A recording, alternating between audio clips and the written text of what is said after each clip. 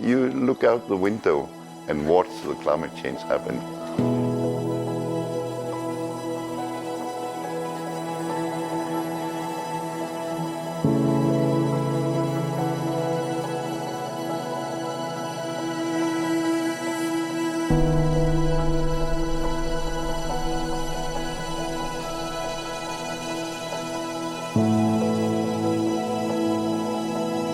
I think Ilulissat is one of the most dramatic places in Greenland to see climate change because it has one of the largest glaciers in Ilulissat Ice Fjord, and it has some of the biggest changes. That band of clean exposed bedrock that I was talking about, it's really wide. It's huge in Ilulissat, and you can see the glacier flowing into the sea and just how high the stresses are and the ice dynamics causing all those cracks in the icebergs flowing into the ocean. It's a very dramatic setting.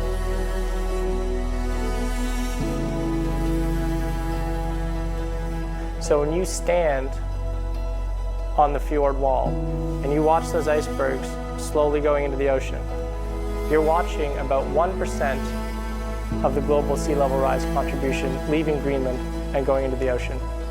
It's one of the biggest point sources of ice loss from the ice sheet today.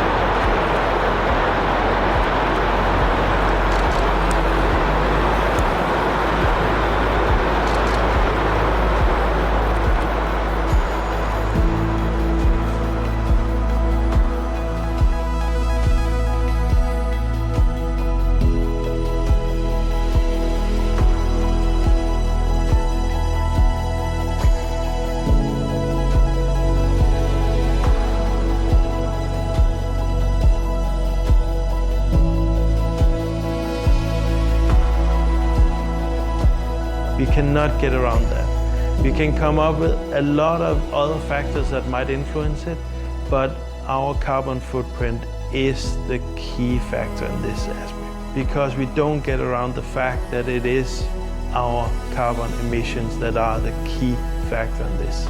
How I feel about this is the clock has started, and the clock now is going much faster. We're constantly speeding it up. So what we're asking our kids to do is we want them to stop the clock. We have to stop it now, because by the time it gets to them, the clock will be way too fast. They won't have the time left to make a difference. We have the time now to make a difference. They won't. So I hope we actually do something so our future generations can walk on this beautiful glacier again. Those of us who study climate change, we think we have a pretty good idea of how it's happening and how it's happening faster than politicians are reacting. But an event like that comes and it's happening even faster than I think it should be happening, which makes me a little cautious about where we're going in the future. It's happening faster than we forecast at the moment.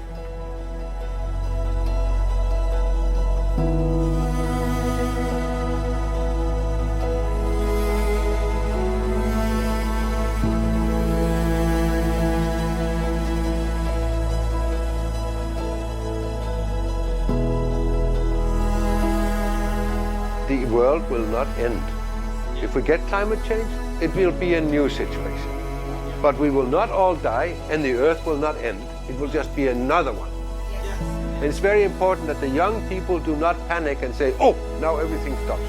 No, we have to take the challenge to think, to adapt, and to cut back on emissions in a sensible way. But take it easy. Don't panic.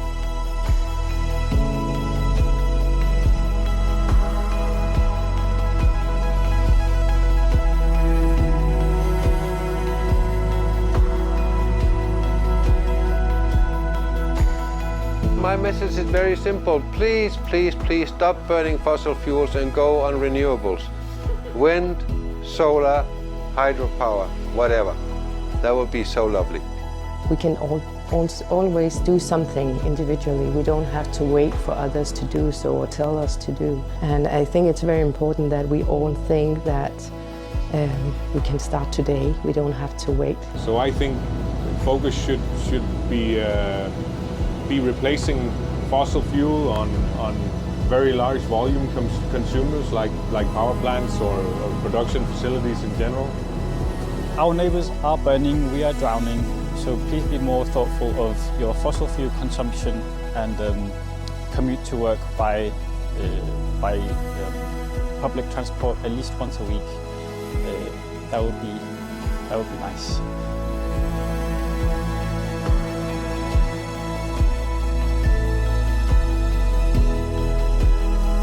I would love to say that we would love to see more education about the climate changes and more connection between the different countries, generally in all of the countries, about the climate change that is happening now. Because after all, climate change is under children's rights. Every child has the right to live in good conditions. I have and quite big workshops where I have had all from local hunters to you know, and also representatives from the scientific community, and then all the relevant stakeholders, both national and international stakeholders, in relation to these issues, simply to discuss what are the important issues and how can we solve them together. I don't want to stimulate the ideas. I want to facilitate the process of getting the ideas, and I think that's one of the things that I can actually, that I can make people with very different backgrounds cooperate, and that's maybe my best quality. 解冻格陵兰采访纪录团队亲自造访11个城镇，与专家学者、政府官员、当地居民深度访谈。气候变迁已经是不争的事实，因应调适跟积极的付诸行动，才是我们每一位都必须面对的课题。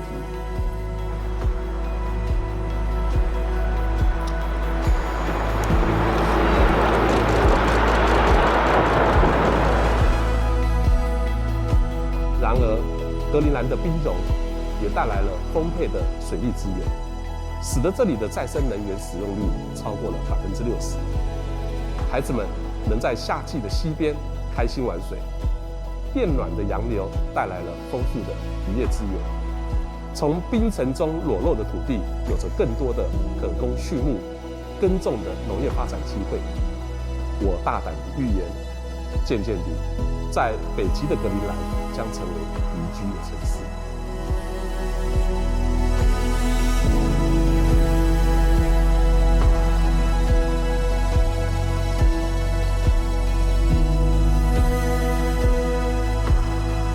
The best advice I feel I can give to this documentary is to support civil society to become more active in promoting solutions to climate change. And I think there are two key roles that civil society can play. One is as voters, and put pressure on politicians and governments to be more aware of the impacts of climate change, and that we need to find solutions very soon to climate change.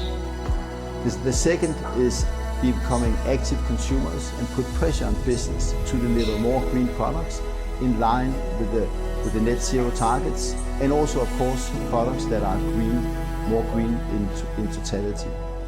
And I think that the more you can link what you're doing on spot, on site, different places in the world, to the global movements for civil society, the more impact the documentary will have.